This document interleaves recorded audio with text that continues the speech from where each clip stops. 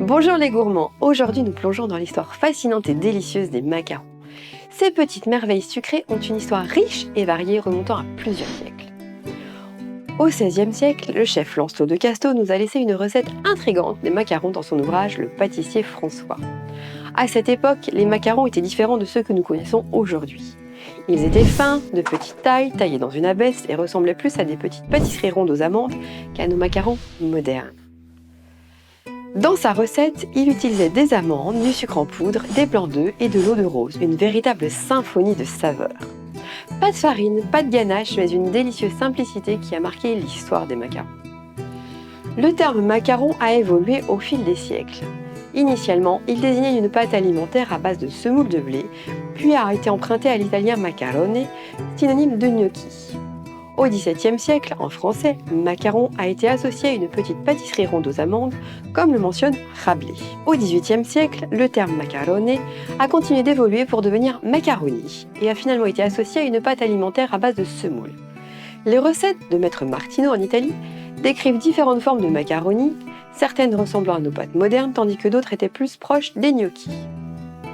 Ainsi, chaque époque a apporté sa contribution à l'évolution de ces délices sucrées. Aujourd'hui, nous allons explorer une recette moderne de macarons inspirée de l'héritage culinaire qui remonte à des siècles.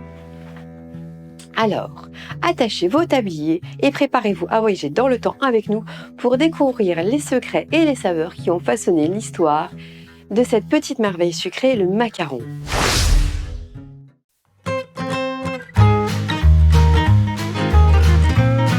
Bonjour, aujourd'hui nous allons faire des macarons avec de la meringue française. Petite différence de la meringue italienne, qui est un peu plus simple avec la meringue française. Alors, on va commencer par les ingrédients.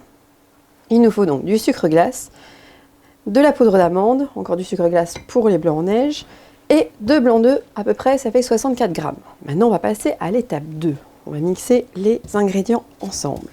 Je vais mettre ma plus grosse quantité de sucre glace ici, 120 grammes à peu près, 80 grammes de poudre d'amande. On va la mixer pour obtenir une poudre fine, mais pas trop non plus.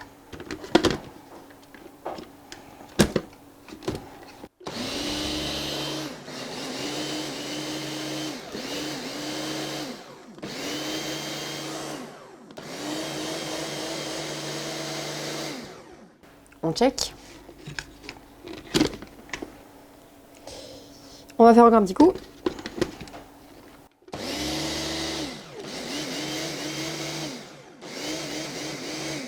Voilà. A priori, ça devrait être bon. Regardez. Hop. Choup. On va mettre ça de côté. On va enlever lui. Enlever la lame. On va la réserver là. Hop. On va mettre ça là. Ensuite, on va passer à l'étape suivante. On va préparer notre meringue. Alors, notre meringue. On va prendre un petit bol. On va se prendre un petit torchon pour caler. Je vais vous expliquer pourquoi. C'est ce que j'ai appris dans mes cours. Comme ça, pour que le blanc il reste bien dans un coin. Alors, je mets mes 2 blancs. Donc ça, je le mets de côté là. Je branche mon batteur. Et on va essayer de caler ça comme ça. Voilà. Comme ça, mes blancs vont être là et ils ne vont pas s'éparpiller partout. On y va. À petite vitesse, tranquille au départ.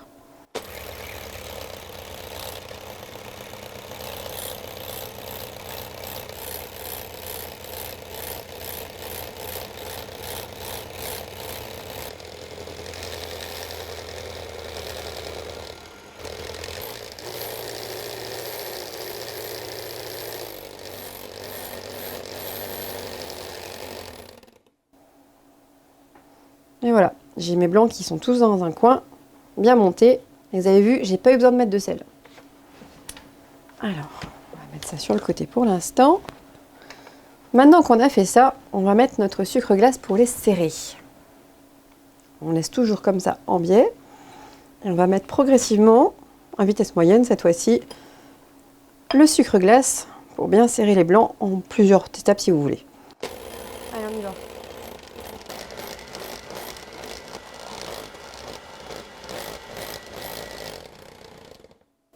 Normalement, on a un beau bec d'oiseau, vous voyez ici, beau bec d'oiseau, ça veut dire que notre meringue, elle est belle, elle est propre. Et elle est prête surtout. On va passer à la suite et on va prendre notre poudre d'amande et on va l'appliquer sur les blancs. Là. Et on va tout mélanger, c'est ce qu'on appelle la prochaine étape, le macaronnage. Bien tout mélanger.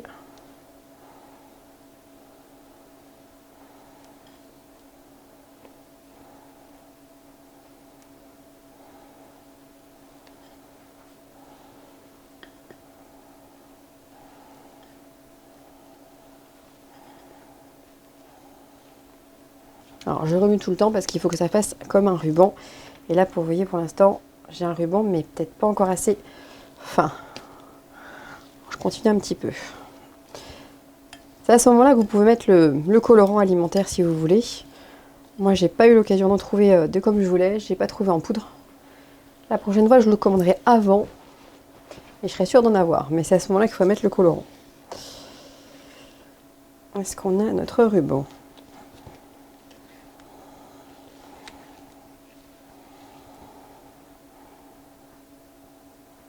Oui, on a notre ruban. Je ne sais pas si vous l'avez bien vu, le ruban.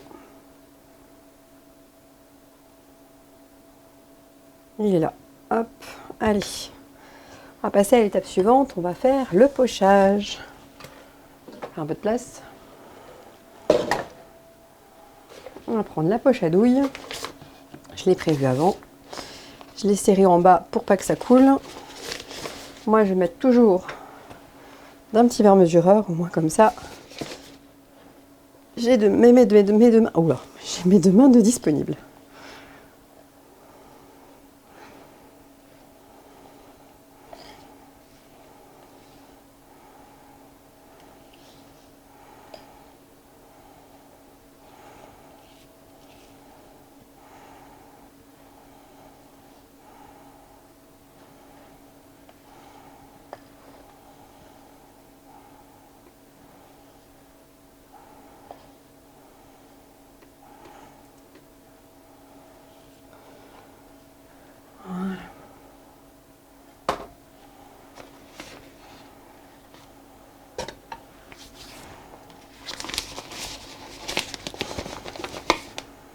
Hop.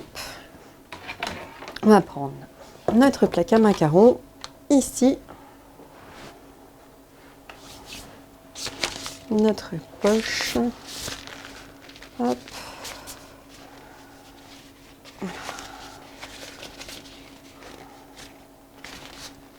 Ça, et vous voyez, au fur et à mesure que je resserre, ça se met dedans. Alors la technique pour le pochage, l'étape suivante, donc le pochage, c'est de pousser, si c'est bien serré, hop, poussez, relâchez et vous tournez. On pousse, on relâche et on tourne. On pousse, on relâche et on tourne. On pousse, on relâche et on tourne. On continue, on pousse, on relâche et on tourne. Poussez, relâchez, tournez. Voilà, lui, il n'a pas voulu. Poussez, relâchez, tournez.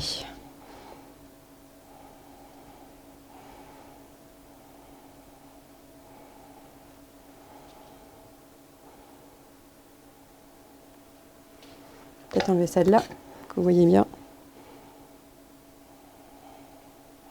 Hop. Continue.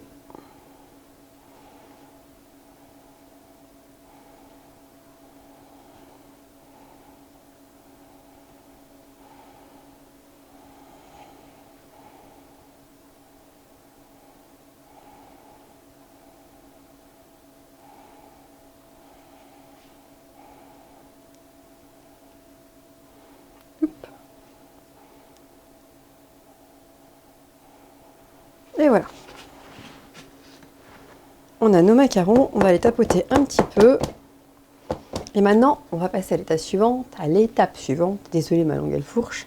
On va les laisser croûter, c'est-à-dire on va laisser sécher à l'air libre pendant au moins 30 minutes pour que la coque se durcisse bien et après on pourra les mettre au four. Allez, on se retrouve juste après pour la cuisson, une fois qu'ils auront croûté. A tout de suite. Alors voilà, on passe à l'étape suivante, donc nos macarons ont croûté. Regardez, si je pose le doigt dessus, il n'y a pas de marque, il n'y a pas d'appareil à macarons qui me reste sur les doigts. Donc on va pouvoir les enfourner dans le four à 150-160 degrés sur votre four, la température que vous aurez besoin. Moi j'avais déjà fait un essai et 160 c'était un peu chaud, alors j'ai baissé à 150. On va les mettre donc à 150 pendant 12 minutes. Et après on va laisser refroidir. Allez, on y va. Alors, donc nos macarons sont sortis du four. C'est la deuxième fournée que je fais parce que j'en avais pas fait pas mal.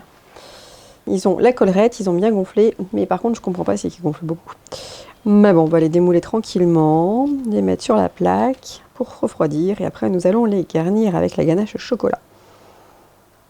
Hop, boum. On va se décaler que vous voyez bien, quand même, c'est mieux. Alors,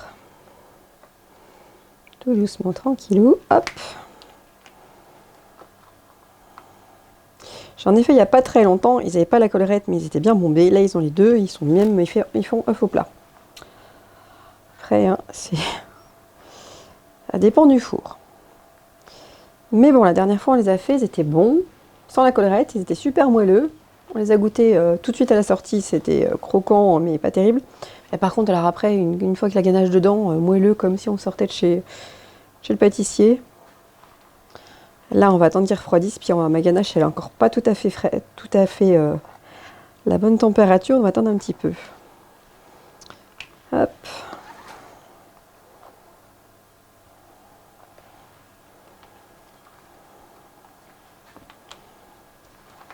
Hop.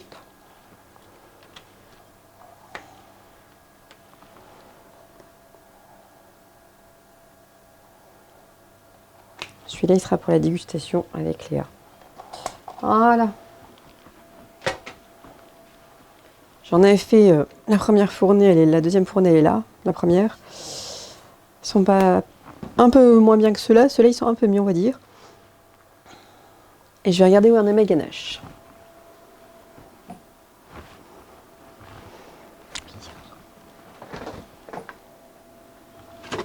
Alors, ma ganache.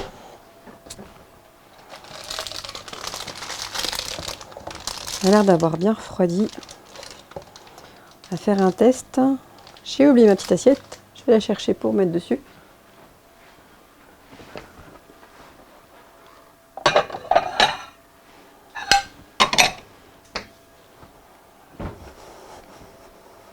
Voilà, voilà. Une belle assiette pour les mettre dessus. Alors, on va commencer par ceux-là. Ils sont déjà bien refroidis. Allez, la ganache, sort.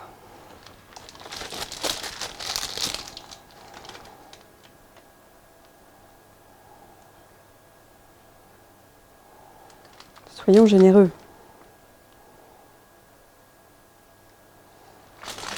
C'est bouché.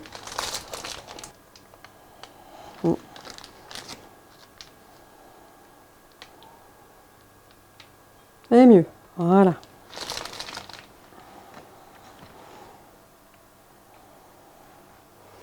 Voilà, le petit macaron. Hop. On va le poser là. On va faire pareil avec les autres.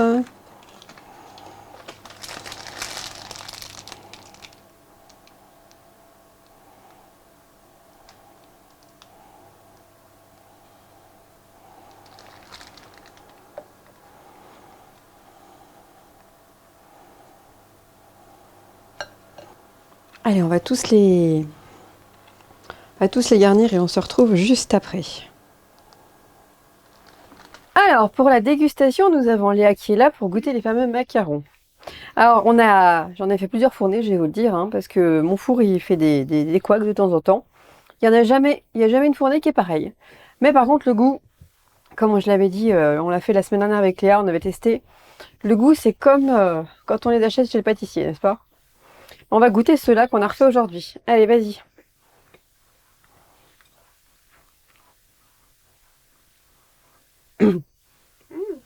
On vous met le chaud dedans. Ils sont bons, Léa? Avec la petite ganache maison. Pourquoi ça... Si, ça marche. Allez. Du coup, Léa, tu dis la phrase au revoir? Nous espérons que la vidéo vous a plu. N'hésitez pas à vous abonner, mettre un pouce bleu maman. N'hésitez pas à mettre un commentaire, ça fait toujours plaisir et ça fait grandir la chaîne comme les j'aime. Activez la petite clochette pour ne louper aucune vidéo et on vous dit À la semaine prochaine. pour une nouvelle vidéo et Bon appétit. au revoir!